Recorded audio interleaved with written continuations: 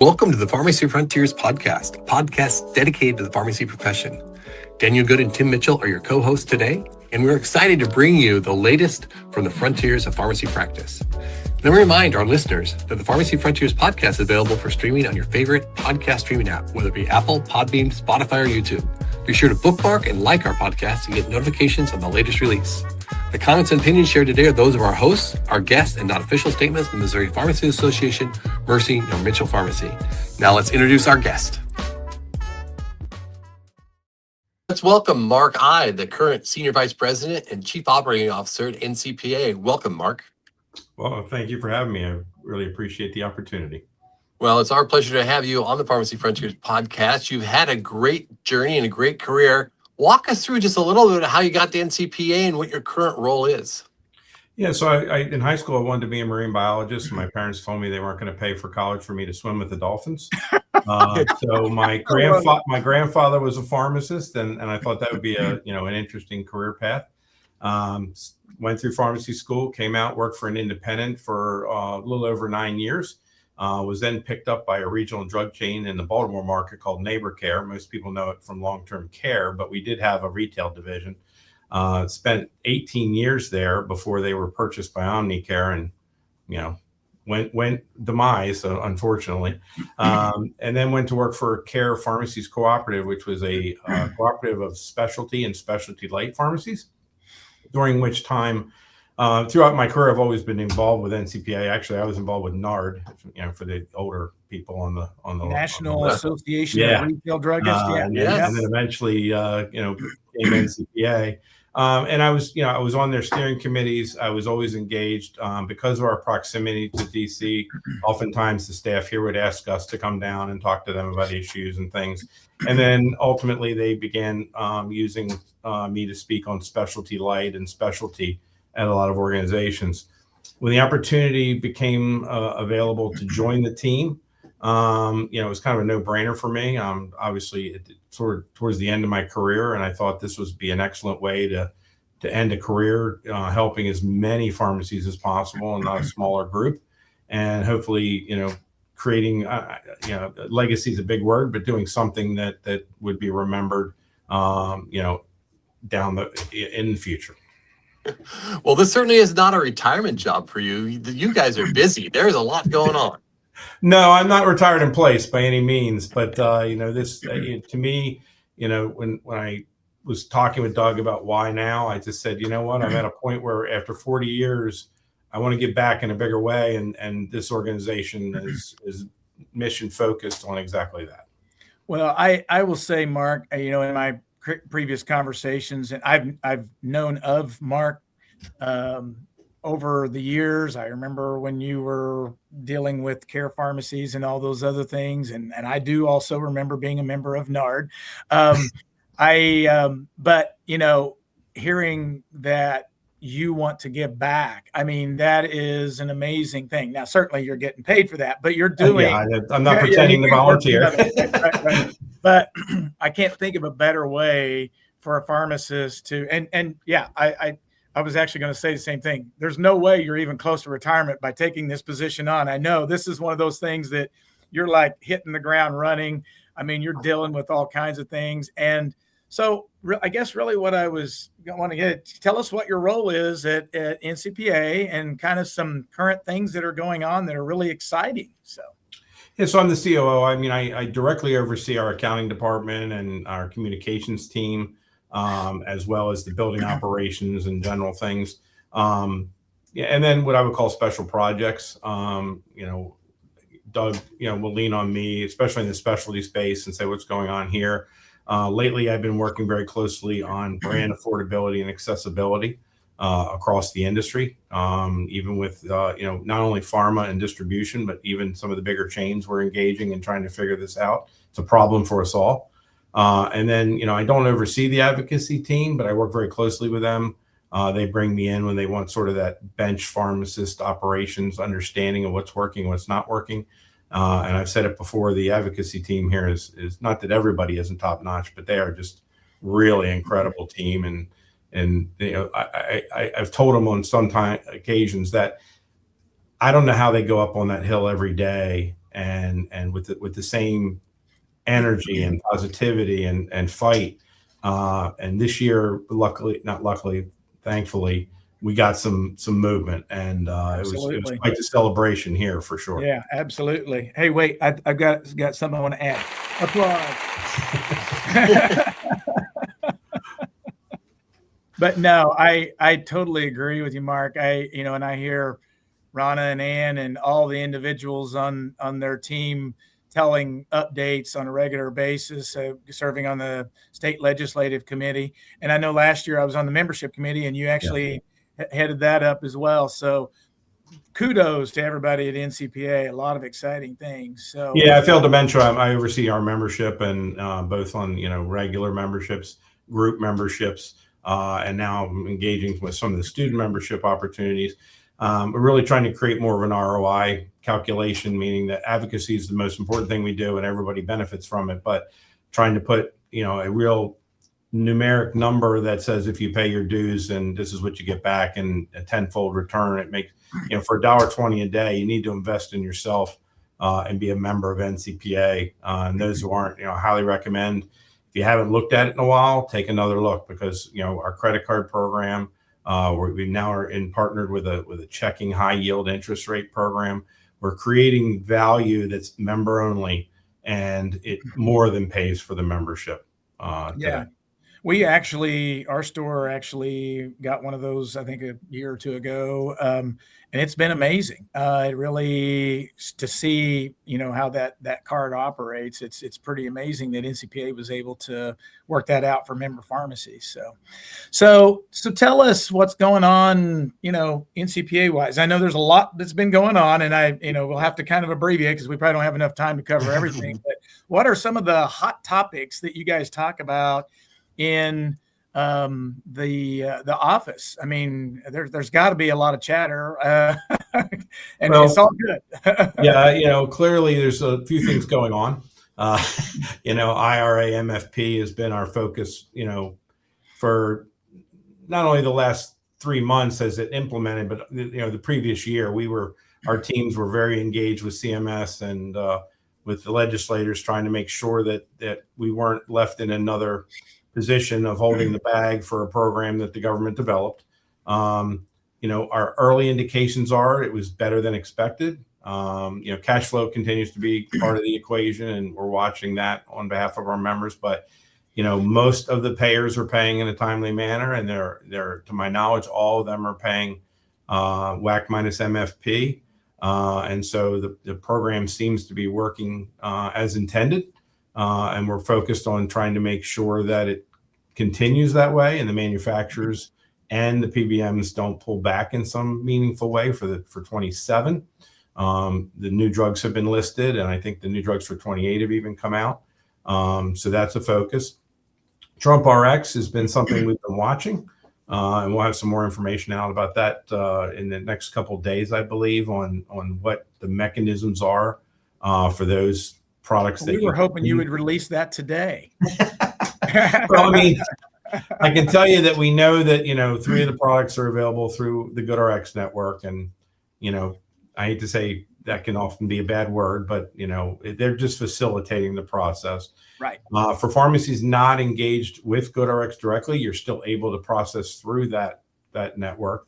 Right now, we believe, and our investigations are showing that it's WAC +1, which would be good. And so we need to confirm that. So, I almost hesitated to say it, but right now it looks pretty good. We have a couple pharmacy manufacturers that are not involved with GoodRx, and PDMI is the processor there. Most pharmacies have PDI contracts through their PSAOs and probably don't even know it. Don't even know who PDMI is. It's, again, a back-end processor, and you'll be able to process those claims as well. It's an interesting platform, but it's kind of reminiscent of some of the other platforms that have been out there for years. It's just that Trump brought them all together. We're monitoring it to see what it really means in the end. But we're clearly focused there. As I mentioned, and everyone I hope knows, we got some PBM reform movement for the first time in decades. So we're making sure that is being implemented appropriately. I know some people are upset about the timeline there, but the way the government works is they pass something this year. They have to spend all the following year putting it together and asking for comments and then building the program. And then, we will see the contracts that are reflective of those activities in 28 for the 29 year. So yes, it's, a long way off per se, but it is the fastest the government can. So just a quick question. Sorry, Daniel. I got all these questions and firing away here. So going back to the MTF MFP program for the Inflation Reduction Act drugs, what do you foresee drugs coming in the near future? There were 6 of the 10 drugs that lowered their WAC.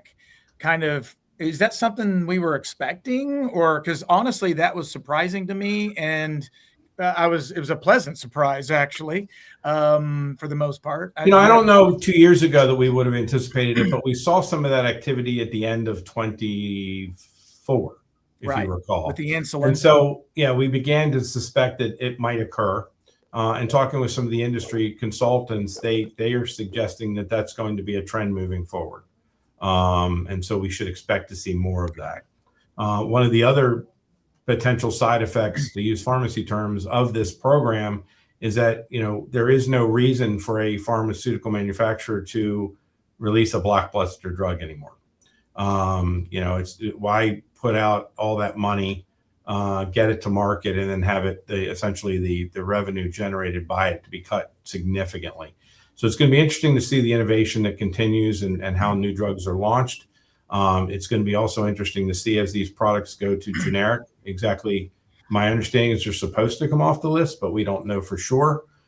Clearly, the PBMs play games with brands to generic conversions, and we don't know where that's going to land, but we're watching that very closely. Okay, cool. Daniel, I'll let you ask a question. I'm sorry. No, it's all good. This is great.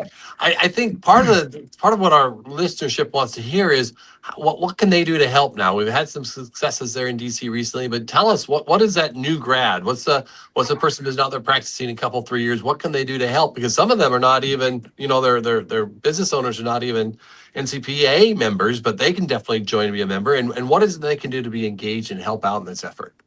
Yeah, so I gave our team accolades because of they go up on that hill every day, but our membership is really important to our initiatives. When we meet with legislators and government officials, they want to know how many people we represent and what percentage of people do we represent. So clearly, the more members that we have, the better.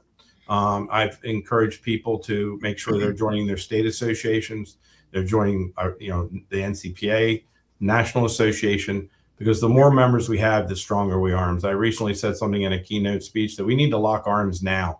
We're seeing the chains even partnering with us in more ways than we have in the past. We all have a common problem, and we need to work to fix it.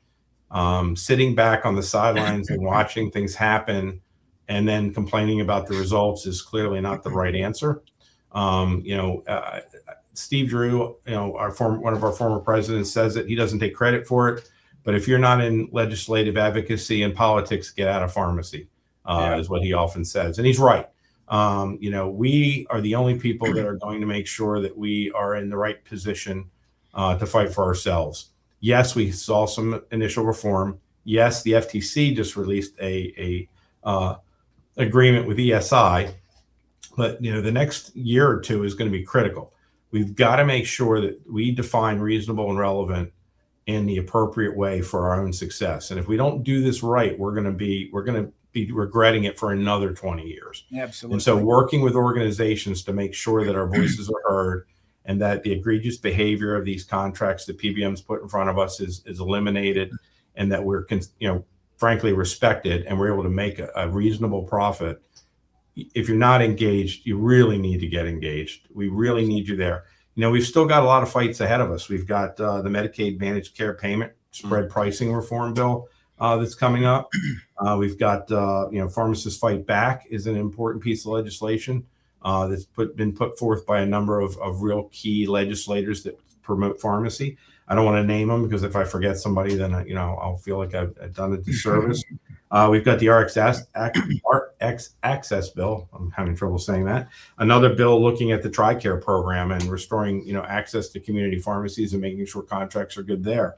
And then we've got patients before monopolies. That bill hasn't landed yet, but that's essentially looking at what Arkansas did and prohibiting PBM pharmacies within the country. Individual states, I think there's about 7 or 8 right now that have legislation in their states.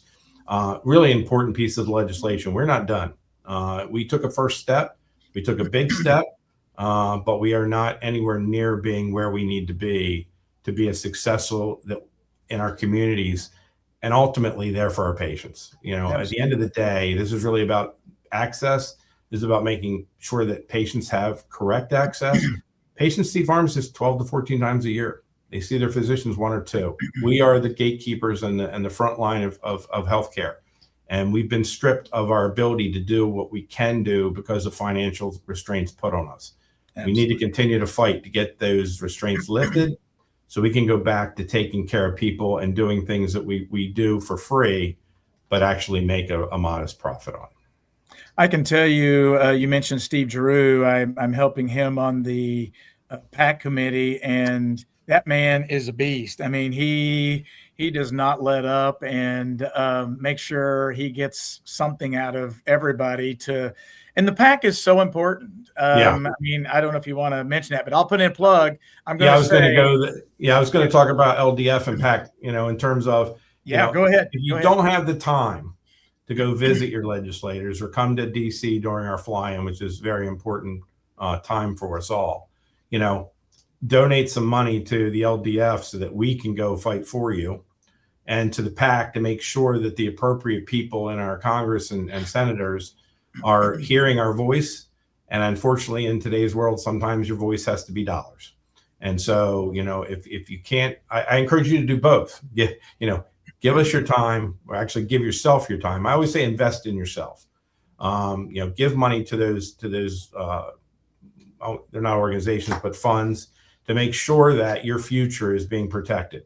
And then, I said something in a recent event that, if you're not doing those things, when that bad PBM contract lands on your desk, I want you to go look in the mirror and thank the person responsible. Right. If you're not engaged, you're allowing this to occur. The more people we have locking arms, standing together, the stronger we all will benefit from it. Absolutely. Let's talk about that a little bit more, Mark, because so often the staff pharmacists working the bench, they feel like, well, this ain't my fight, but then my boss, the manager or the owner. And I think in Missouri, we've done a good job getting some of those folks, independent owners, engaged with MPA and NCPA, and they've done a great job. The owners have gotten some of their staff involved, but a lot of those chains are still like, that ain't my problem. Those guys over in Ohio will take care of it. So how can we message that to those young practitioners that really need to be taking action here? Again, it's everybody's problem. Let's be honest. We can look at independent pharmacies and think that we're, being treated more poorly than the big chains. And in some cases, I would agree with that. But the reality is the big chains are struggling as well. I mean, Rite Aid just went bankrupt. Walgreens is frankly looking like they may be in trouble. The venture capital group that picked them up have an 80% debt load, which is unheard of when you pick up large organizations. Even chain pharmacists are, at risk in terms of where they want to work and how they want to work. And without trying to disparage anybody, an independent staff pharmacist needs to realize that if that pharmacy doesn't survive, you may be saying, big chain pharmacy, how can I help you? And that's maybe not where you want to be practicing. So even the staff and even technicians can be a voice that's heard. And then one of the things we were able to do in 25 is get us across the finish line, finish the fight, as we called it, getting patients involved. If you can get your patients involved, frankly, legislators don't want to hear from us about our businesses. They want to hear from the patients and their constituents that are impacted negatively by this. And whether that's meaning that they can't get a prescription because the pharmacy is too far away, or whether their pharmacy's been blocked out of being able to provide services like compliance packaging or delivery or compounding or whatever else the independents do that the chains don't. We need to make sure that the patients are letting our legislators know how important independent community pharmacy is in our healthcare system. And that starts at the staff level. Many years ago in a former company I had, we had a big sign out there that said, our last week was one of the worst weeks we've ever had. We want to thank our delivery drivers and you for engaging with us. And sometimes patients don't talk to the pharmacist. They don't talk to the owner. They talk to your technicians, your cashiers, and your drivers. And so inform them and make sure they are informing your patients that this is something that they need to do. Yeah, what a great point. And get to know your patients and what they do. And all those elected officials are either taking a medication or their spouse or their mom or their kids are. So they're coming into the pharmacy. What a great opportunity to engage them and just demonstrate the value of not just that pharmacist, but that pharmacy tech and that community health worker, what their role is in total community care. Yeah, and clearly we're expanding the scope of what technicians can do in many states, which is great. I encourage people, have encouraged people to, begin to look at technology, not because you want to automate things and make them dehumanized, but technology will then free you up to do more face-to-face encounters. If you can look at an AI bot that does data entry for you, if you can, use automation to get things counted and ready for checking, that frees your staff up to be able to engage patients face-to-face, one-on-one. And I think we're seeing the pendulum swing. People want that again. They've done the automation, they've done the big box type stuff. They want personal engagement. And so that's what you get in an independent pharmacy. Yeah, absolutely. And Tim, you're the poster child for that. The kind of care and personalization your staff does is fantastic. Well, I think we all get inspired or receive inspiration from other store owners. It's real easy to just throw your hands up and say, I don't think I can do this anymore. And there are some days you kind of wonder, well, I'm not close enough to retirement just yet, but maybe I need to invest in another business. But, my son is actually working the pharmacy bench right now while I'm doing this. My daughter is running the office. In fact, I'm sitting in her office right now doing this podcast, and they're invested in this business. They're invested in this community.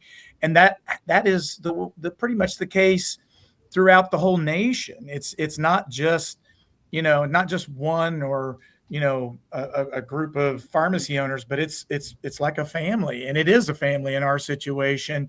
And it's very personal, and we want, and I know everybody feels this way. I get this inspiration from my colleagues in Missouri and I just came from the multiple locations conference where I had a chance to talk with Mark and some of the other advocacy team from NCPA. And by the way, I've got them set up to be on the podcast down the road as well. But it's such an inspiring thing. It's like, man, we can all do this together. And I appreciate what you do, Mark. I know there's so many things that we could talk about. Unfortunately, we're winding down here on this podcast right now. Maybe we can have you on again and down the road. So go ahead, Daniel, were you going to say something? No, I think that's a great idea, Tim. Is maybe we can get Mark back in the fall after this legislative cycle. That'd be a good conversation to have. Yeah. I'm excited because, I speak at different events and different organizations ask us to, various staff members. I'm so glad that I can actually say something positive about the legislative activities. Absolutely. Not that they haven't been positive and working very hard, but now we at least have a couple wins under our belt. Really encouraged by that. Tim, you bring up the multi-location conference. I highly recommend, again, people invest in yourself. If you haven't been to our annual convention, if you haven't been to multi-location, if you haven't been, they're different than your wholesaler shows. A lot higher energy level, a lot more engagement. Come see what you may not know. And what may make your business more efficient and ultimately more profitable and ultimately help your patients in a more meaningful way. If you can't do it for yourself, think about the people you serve and what you need to do for them. Yeah. And, I came away with 3 or 4 really, really good ideas that we're probably going to implement 1 or 2 of them at least here in this pharmacy.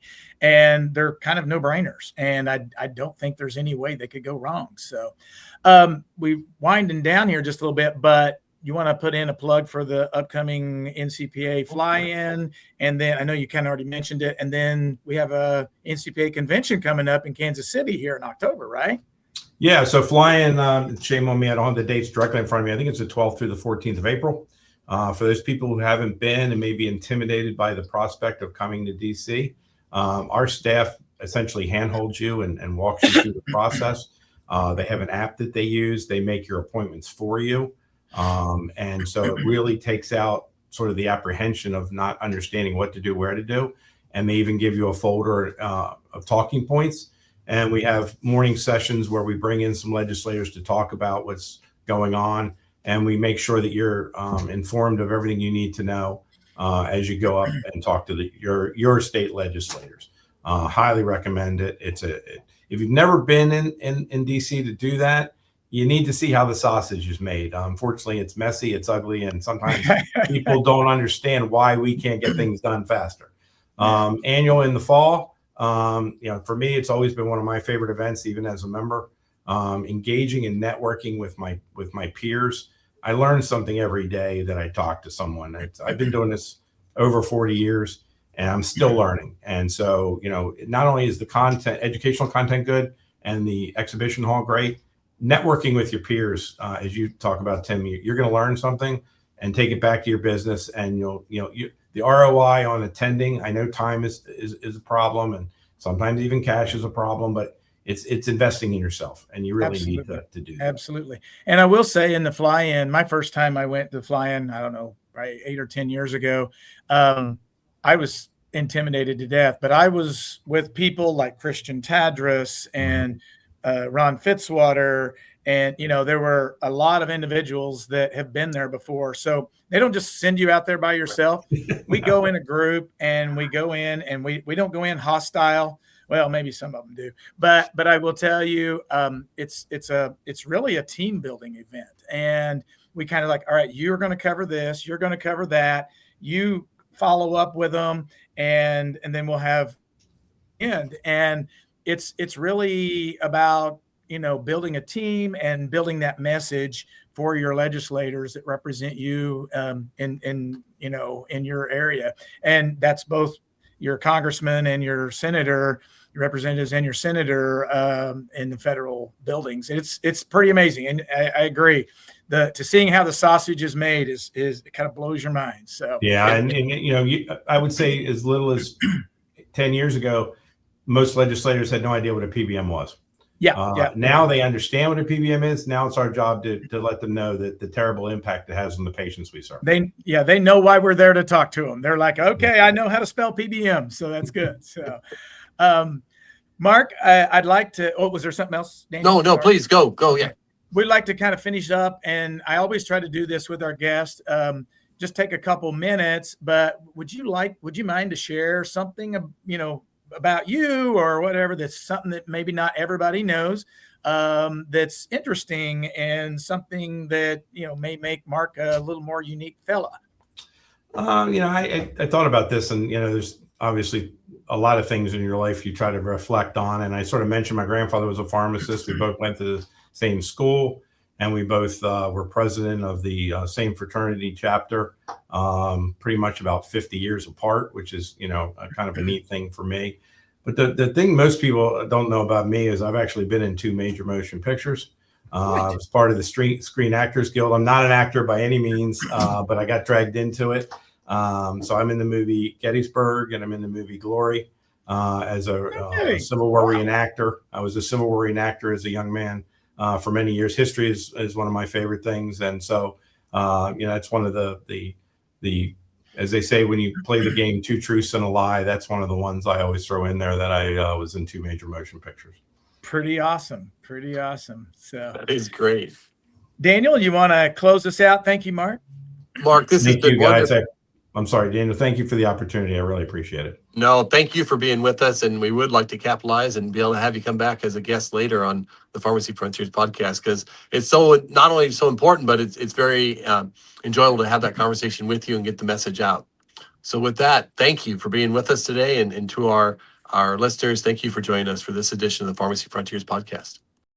Thank you for joining us today for the Pharmacy Frontiers podcast. And please share this episode with your friends and colleagues, and seek out the previous Pharmacy Frontiers podcasts on your favorite podcast channel.